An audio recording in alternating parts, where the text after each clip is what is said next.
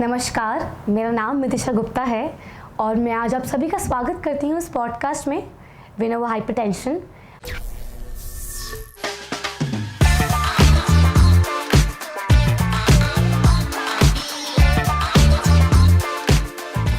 आज हम जानेंगे कि हम अपना ब्लड प्रेशर क्यों और कैसे नियंत्रित कर सकते हैं हमारे स्पेशलाइज्ड डॉक्टर्स के साथ। नमस्कार डॉक्टर, मैं आपका स्वागत करती हूँ इस पॉडकास्ट में विनो हाइपरटेंशन। Good afternoon. मेरा नाम डॉक्टर फर्रुख हुसैन किदवाई है। मैं बाराबंकी शहर में पिछले 10 सालों से शुगर, बीपी और गुर्दे के मरीजों का इलाज करता हूं। मैंने अपना एमबीबीएस और एमडी करने के पश्चात डायबिटीज़ और क्रॉनिक किडनी डिजीज़ और हाइपरटेंशन में फेलोशिप करने के बाद बाराबंकी में अपनी प्रैक्टिस स्थापित करी। मैं मूल बाराबंकी शहर का ही निवासी हूँ। डॉक्टर, आज का मेरा पहला सवाल आपसे यही है कि हम जानते हैं कि हाइपरटेंशन या ब्लड प्रेशर क्या होता है, लेकिन जब एक इंसान को तकलीफ महसूस नहीं भी हो रही हो तब भी इसका ध्यान रखना क्यों ज़रूरी है? देखिए, हाइपरटेंशन को हम लोग शुरू से एक साइलेंट किलर बोलते हैं। साइलेंट किलर का मतलब होता है जिसके बारे में कोई हमें सिम्टम ना पता चले या सिम्टम इसके बहुत लेट पता चलते हैं, जैसे सर में दर्द होना, आँख के आगे धुंधलापन आना। ये सब चीज़ें हम लोगों को काफ़ी लेट पता चलती हैं। तो हमारा ये कर्तव्य है कि हम पहले से ही कुछ चीज़ों का ध्यान रखें ताकि हम ब्लड प्रेशर या हाइपरटेंशन जैसे मर्ज से दूर रह सकें। जैसे सबसे इम्पोर्टेंट चीज़ है, हमको अपनी डाइट का ध्यान रखना है। डाइट खाने में बहुत ज़्यादा नमक या सोडियम की मात्रा नहीं लेनी है। फ्रेश फ्रूट्स ज़्यादा लेने हैं। लीन प्रोटीन जिसको हम बोलते हैं वाइट मीट, उसका सेवन ज़्यादा करना है। रेड मीट और ऑयली चीज़ों से दूर रहना है। मैं जानती हूँ कि हाइपरटेंशन को एक साइलेंट किलर भी कहा जाता है, लेकिन मेरा सवाल है कि ऐसा क्यों?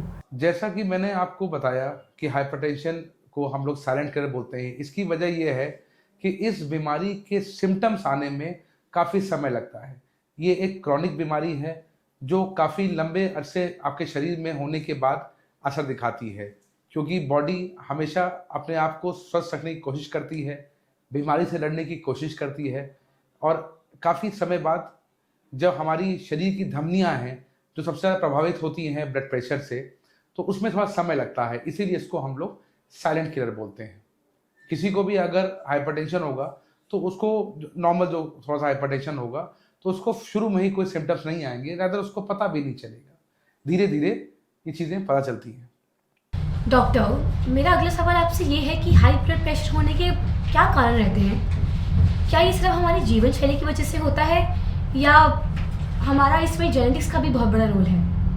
बिल्कुल सही। सबसे पहला कारण हाइपरटेंशन होने का हमारी जीवन शैली है। अनियमित जीवन शैली। हमारे जीवन से व्यायाम, अच्छा आहार, पौष्टिक आहार ये मान ली लगभग गायब सा हो चुका है। हम सब जीवन की दौड़ में दौड़ते दौड़ते अपने सेहत का ध्यान रखना भूल जाते हैं, और इसी वजह से हमको हाइपरटेंशन, डायबिटीज़, इस तरह की बीमारियां जो आपकी जीवन शैली से काफ़ी जुड़ी होती हैं, इससे हम प्रभावित होते हैं। ओके, और अगर किसी इंसान को अभी अभी हाई ब्लड प्रेशर डायग्नोस हुआ है तो वो डेली लाइफ में क्या चेंजेस ला सकता है एक अच्छा बदलाव देखने के लिए?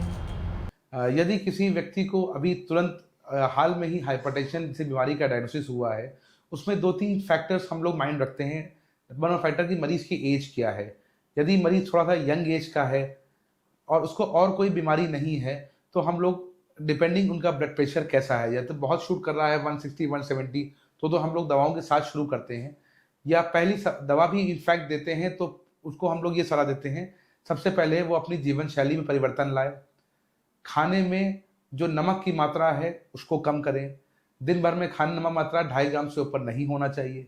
अब चूंकि हम लोग खाने में नमक नाप के तो नहीं डाल सकते हैं, तो इसका तरीका ये होता है कि हम लोग खाने का विशेष ध्यान रखें, जैसे नमक ऊपर से ना डालें और अचार, चटनी, पापड़ जैसी चीज़ों का परहेज करें, या जो फ्राइड चीज़ें होती हैं जिसमें नमक उभर के आता है उससे दूर उसको कम करें। दूसरी चीज़, व्यायाम करें।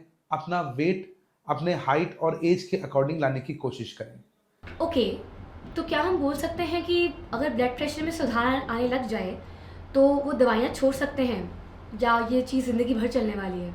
जी नहीं, यदि हमारा किसी का ब्लड प्रेशर कंट्रोल में आ जाता है दवाओं के साथ में, तो हमको दवाओं को बंद नहीं करना है, अपितु हमें ये करना है कि हमें दवाओं की डोज़ को हम कम कर सकते हैं, दवाओं की मात्रा कम कर सकते हैं, लेकिन दवाएँ बंद नहीं करना है।